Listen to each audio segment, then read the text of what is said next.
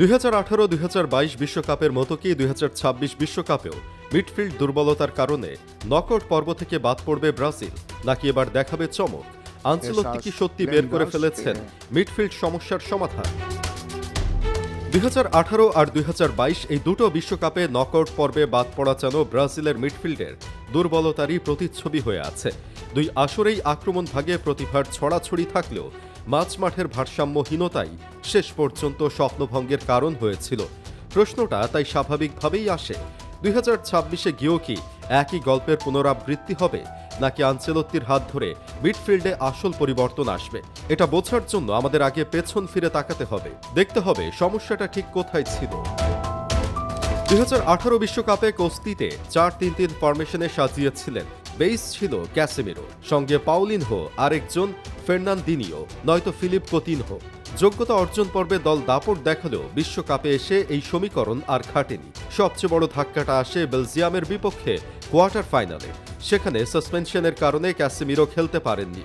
তার জায়গায় নামা ফের্নান্দিনিও সুযোগটা কাজে লাগাতে পারেননি, বরং নিজেদের জালেই বল জড়িয়ে দেন। ব্রাজিলীয় সংবাদ মাধ্যমের সমালোচনার মূল লক্ষ্যবস্তু ছিলেন তিনি।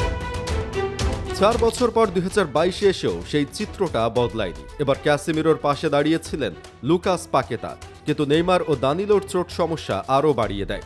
সুইজারল্যান্ডের বিপক্ষে গ্রুপ পর্বের ম্যাচে ফ্রেডকে পাকেতার জায়গায় নামানো হয়, যেখানে ফ্রেড ছিলেন বেশি অগ্রবর্তী সেন্ট্রাল মিডফিল্ডার আর ক্যাসেমিরো নিচ থেকে হোল্ডিং ভূমিকায়। এই বদল দলকে তেমন গতি দিতে পারেনি। মিডফিল্ড ও ফরওয়ার্ড লাইনের মধ্যে কার্যকর সংযোগ তৈরি করাই কঠিন হয়ে পড়েছিল। কিন্তু আসল বিপর্যয় ঘটে ক্রোয়েশিয়ার বিপক্ষে কোয়ার্টার ফাইনালে। অতিরিক্ত সময় নেইমারের গোলে এগিয়ে গিয়েও ব্রাজিল হারের হৃদয় বিদারক স্বাদ পায়। এই দুই টুর্নামেন্টের ব্যর্থতা থেকে যে শিক্ষাটা স্পষ্ট হয় তা হলো, বিশ্বমানের মিডফিল্ড ছাড়া কেবল আক্রমণাত্মক প্রতিভার জোরে বিশ্বকাপ জেতা অসম্ভব।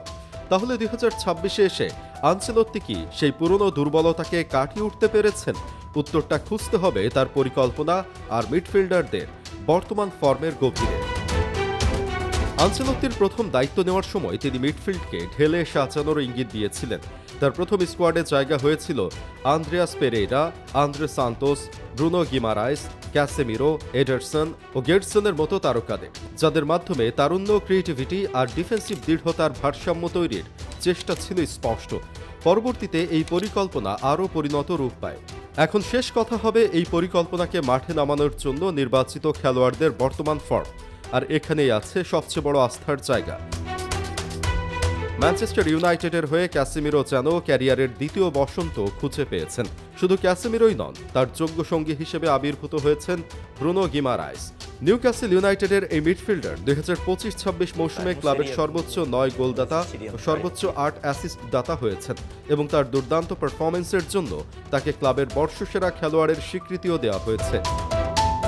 ফ্লামিঙ্গোতে প্রত্যাবর্তনের পর লুকাস পাকেতা যেন হারানো ফর্ম ফিরে পেয়েছেন। ক্যারিওকা চ্যাম্পিয়নশিপ জয়ের পথে 2026 সালে তিনি ইতিমধ্যে ফ্ল্যামিঙ্গোর জার্সিতে 7টি গোল করেছেন। আনচেলত্তির কৌশলগত পরিবর্তন, ডাবল পিভটের ব্যবহার, খেলোয়াড়দের দায়িত্ব ও পজিশনিং নিয়ে তার স্পষ্ট ধারণা, এবং সর্বোপরি ক্যাসেমিরো গিমারাইস জুটির অসাধারণ ফর্ম, সবকিছু মিলিয়ে এবারের চিত্রটা ভিন্ন। শেষ পর্যন্ত মাঠের পারফরমেন্সই চূড়ান্ত প্রমাণ দেবে। তবে প্রস্তুতির নিরিখে বলা যায়, আনচেলত্তির ব্রাজিল এই ফাঁদ এড়ানোর জন্যই তৈরি।